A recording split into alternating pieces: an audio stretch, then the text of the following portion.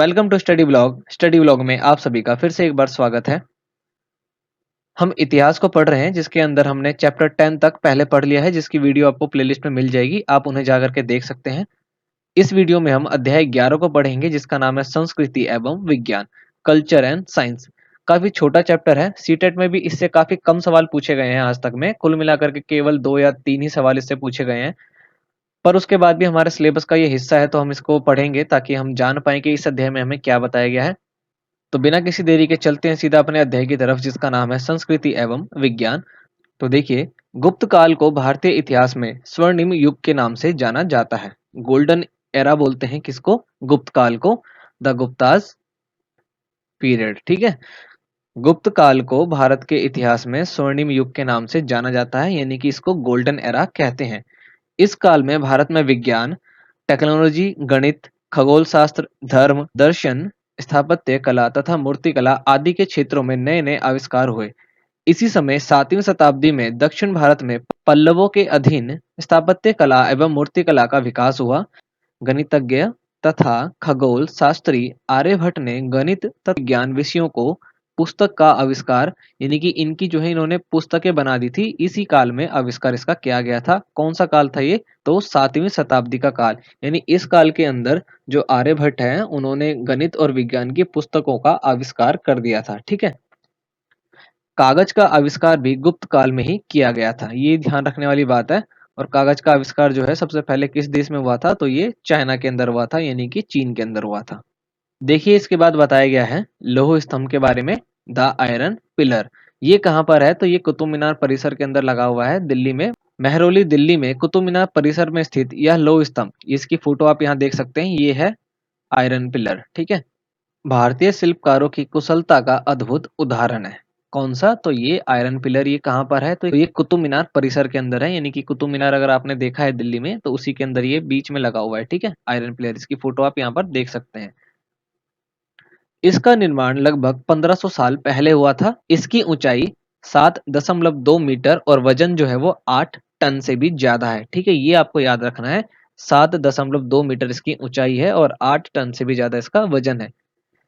इसमें चंद्र नामक के एक शासक का उल्लेख है जो संभवतः गुप्त वंश के थे, यानी इसके अंदर उल्लेख किया गया है, यानी इसके अंदर क्या करते हैं, अभिलेख बनवा दिया करते थे ना, तो चंद्र नामक शासक का उल्लेख है इसमें। इस स्तंभ की मुख्य विशेषता यह है कि ये इतने वर्षों के बाद भी इसमें जंग नहीं लगा है। आपने अगर देखा होगा इस आयरन पिलर को, तो ये जो है लोहे का बना है लेकिन इसके अंदर जंग नहीं लगा हुआ है। ठीक है, इसके पीछे भी मिस्ट्री है एक। इस आयरन पिलर को किसने बनवाया था? तो इस आयरन पिलर कुमार गुप्त ने बनवाया था। किनकी याद में? अपने पिता चंद्रगुप्त विक्रमादित्य की याद में बनाया था। इसको आप याद रख सकते हैं, ये एडिशनली हम बता रहे हैं आपको।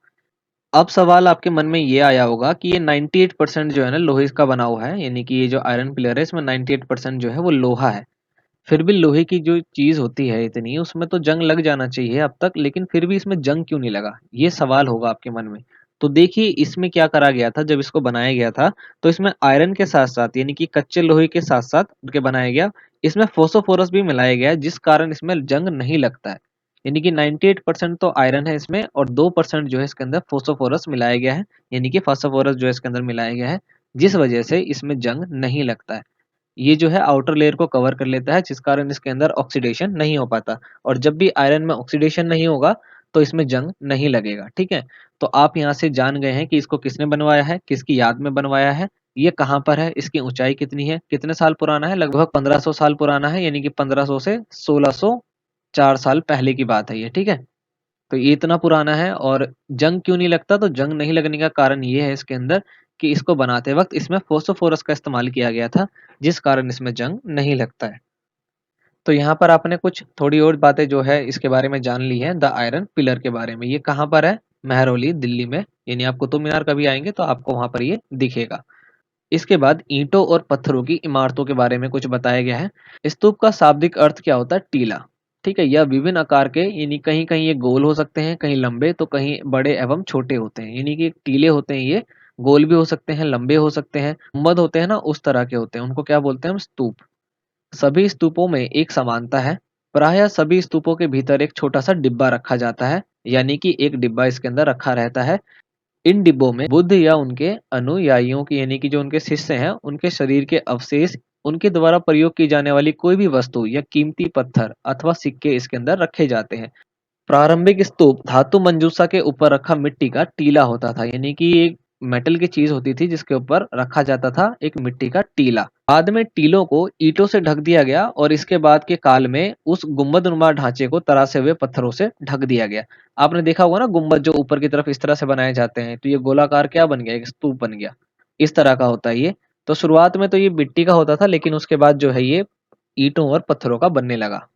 आगे देखिए और बताया गया है, स्तूपों के चारों ओर परिक्रमा करने के लिए एक वृत्ताकार पथ बना होता था। वृत्त का आकार मतलब वृत्त कैसा होता है, गोलाकार, यानी सर्कुलर एक बनाया जाता था रास्ता जिसमें इसकी चारों ओर जो है इसकी परिक्रमा की जाती थी।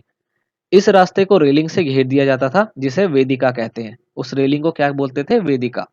रेलिंग तथा तोरण मूर्तिकला की सुंदर कलाकृतियों से सजे होते थे, यानी कि जो रेलिंग वगैरह बनाई जाती थी ना वो मूर्तिकला की सुंदर कलाकृतियों, यानी कि उसके अंदर काफी अच्छे अच्छे जो है मूर्तियां बनाई गई थी, उससे सजा के उसको घेरा जाता था।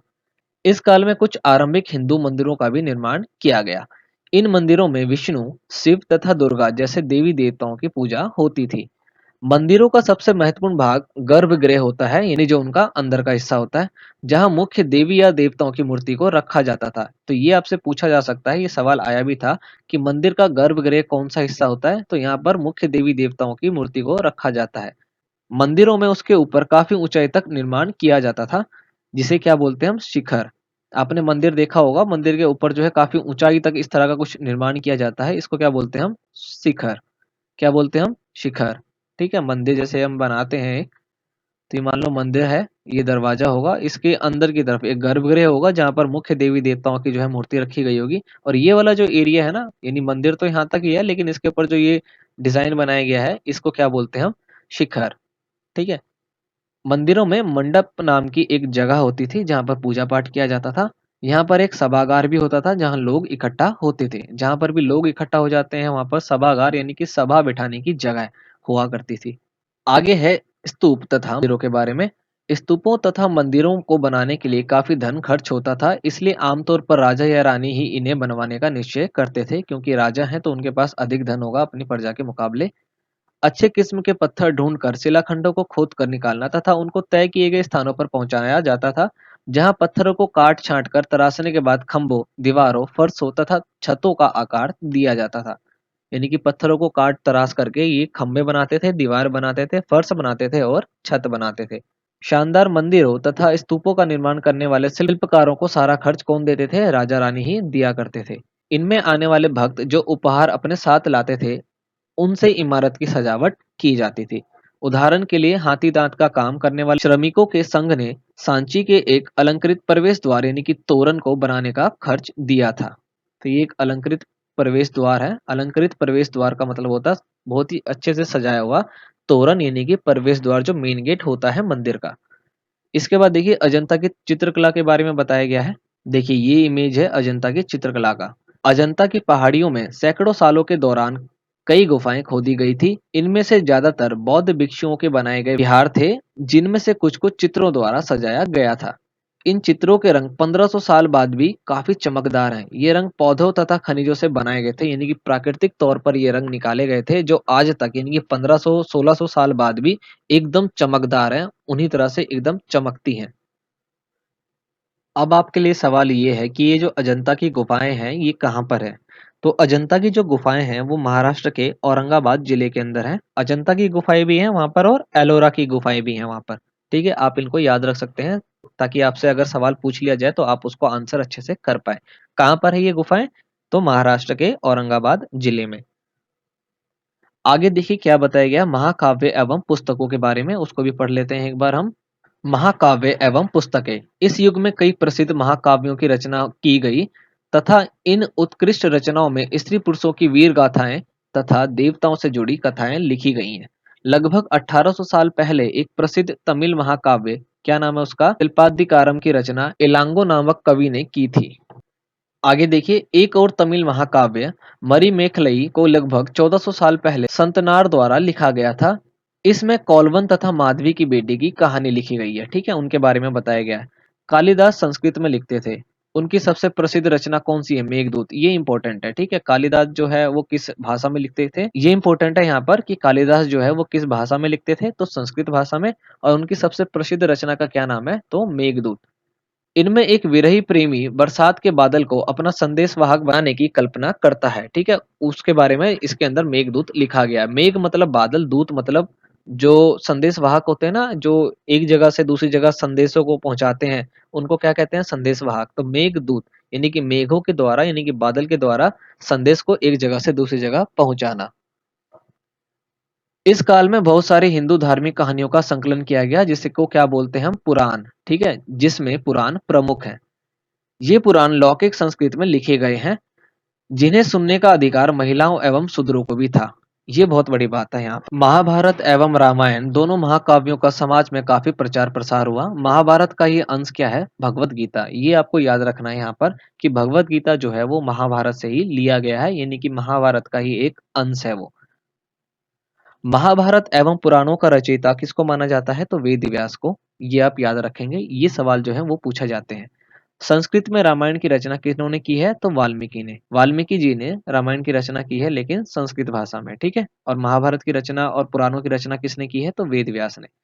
ये यहाँ से जो है मुख्य सवाल हमारे को मिल गए हैं, जिनके आंसर आप अच्छे से जानते हैं। इसके बाद है गणित एवं विज्ञान की पुस्तकों के बारे में। आइए इनको भी देख लेते हैं एक बार। तो गणितज्ञ तथा खगोल शास्त्री आर्यभट्ट ने संस्कृत में आर्यभट्टम नामक पुस्तक लिखी थी। ये आपसे पूछा जा सकता है कि आर्यभट्टम पुस्तक जो है किन्होंने लिखी है? तो आर्यभट्ट ने लिखी है, ठीक है? इसे आप याद रखेंगे। इसमें उन्होंने लिखा कि दिन और रात पृथ्वी के अपनी धुरी पर घूमने से होते हैं, यानी कि पृथ्वी अपने पोल पर जो चक्कर लगाती है उस कारण दिन और रात होते हैं। उन्होंने ग्रहण के बारे में भी एक वैज्ञानिक तर्क दिया था। आर्यभट्ट ने वृत्त की परिधि यानी कि जो हमने वो निकालते हैं ना पाई की वैल्यू, ये किन्होंने दी है? आर्यभट्ट ने ही दी है। इसको नापने की विधि भी निकाली थी जो उतनी ही सही है जितनी की आज प्रयुक्त होने वाली विधि है, यानी कि आज जो हम इसकी वैल्यू रखते हैं ना, ये उतनी ही सही थी जब आर्यभट्ट ने निकाली थी। सोचिए, जो गणित और विज्ञान का जो शुरुआत किया था वो हमारे देश यानी कि हमारे भारत देश से हुई थी, गणित और विज्ञान की शुरुआत। लेकिन आज हमारा देश जो है वो कितना पीछे हो गया है। तो हम लोगों को पढ़ने की ज़रूरत है और अच्छे-अच्छे रिसर्च करने की ज़रूरत है ताकि हमारा देश जो है वो पहले की तरह ही विश्व गुरु बन सके। यद्यपि अंकों का प्रयोग पहले से ही होता आ रहा है, परंतु इस काल में भारत के गणितज्ञों ने एक नए चिन्ह का आविष्कार किया, यानी कि एक नए साइन का आविष्कार किया। गिनती की यह पद्धति अरबों द्वारा अपनाई गई, तब यह यूरोप में फैल गई, यानी कि पहले अरबों के द्वारा अपनाई गई, यानी जो अरबी लोग थे, उसके बाद ये पूरे ही यूरोप में फैल गई थी अच्छी तरह से। आज भी यह पूरी दुनिया में प्रयोग की जाती है, यानी कि आज जो हम गिनती वगैरह गिनते हैं, ये तब निकाली गई थी, तब ढूँढी गई थी, इसका आविष्कार कर दिया गया था। इसके जो चिन्ह जो आज हम इस्तेमाल करते हैं, इनका आविष्कार कर दिया गया था, जो सबसे पहले अरबों के द्वारा अपनाई गई और बाद में ये पूरे यूरोप में फैली और आज तो पूरी दुनिया में ये फैल चुकी है। तो इन पोर्शन के अंदर आपको ज़्यादातर क्वेश्चन तो नहीं मिल रहे होंगे, लेकिन जितने भी क्वेश्चन मिल रहे हैं वो सीटेट में आ सकते हैं, आपसे पूछ सकते हैं और आपको वैसे भी जनरल नॉलेज के तौर पर याद होने चाहिए। इसके बाद इस वीडियो का जो आखिरी पॉइंट है वो ये है कागज का आविष्कार। कागज का आविष्कार लगभग 1900 साल पहले काइल लून नामक व्यक्ति ने चीन में किया था, यानी कि ये कहाँ पर हुआ था? तो चीन में हुआ था। और किन्होंने किया था? काइल लून ने। देखिए कैसे किया था इन्होंने। उन्होंने पौधों के रेशों, कपड़ों, रस्सियों और पेड़ की छाल को पीट-पीट कर क्या बनाया? पहले लुगदी बनाई। लुगदी बनाकर उसे पानी में भिगो दिया। फिर उस लुगदी को दबाकर उसका पानी निचोड़ा और तब सुखाकर उसका कागज बनाया गया। कागज बनाने की तकनीक को सदियों तक गुप्त रखा गया। चीन की ये आदत है। आज भी चीन जो है इसी तरह की हरकतें करता रहता है। लगभग 1400 साल पहले यह कोरिया तक पहुंची, यानी कि ये जो तकनीक है ये कोरिया तक पहुंच गई थी। इसके तुरंत बाद यह जापान तक फैल गई। लगभग 1800 साल पहले यह बगदाद में पहुंची। बगदाद कहाँ है ये बताना आप मेरे को। मिस्र के अंदर है ये, ठीक है? जहां आप एक कहानी सुनते हैं ना अलादीन का चिराग, तो ये वही है, बगदाद के अंदर ही अलादीन था। उसके बाद यह यूरोप, अफ्रीका और एशिया के अन्य भागों में फैल गई थी। तो ये था कागज के आविष्कार के बारे में। तो ये जो चैप्टर था हमारा वो यहाँ पर कंप्लीट हो जाता है। हमने इसमें ज़्यादा तो चीज़ें नहीं पढ़ी हैं, यानी कि ज़्यादा चीज़ें जो हैं इसमें से पूछी नहीं गई हैं आज तक सीटेट में। लेकिन जो भी चीज़ें हमने पढ़ी हैं और जो मैंने बीच-बीच में आपको बताया है, जो इसके अंदर नहीं लिखा हुआ था, तो वो आप याद रख सकते हैं। आप कुछ नोट्स बना सकते हैं इसके, ताकि आपको रिवाइज़ करने में आसानी हो। अगर आपको कुछ भी समझ में नहीं आता है, तो आप वीडियो को दोबारा देख सकते हैं। आपको उसके बाद आसानी से समझ में आ जाएगा।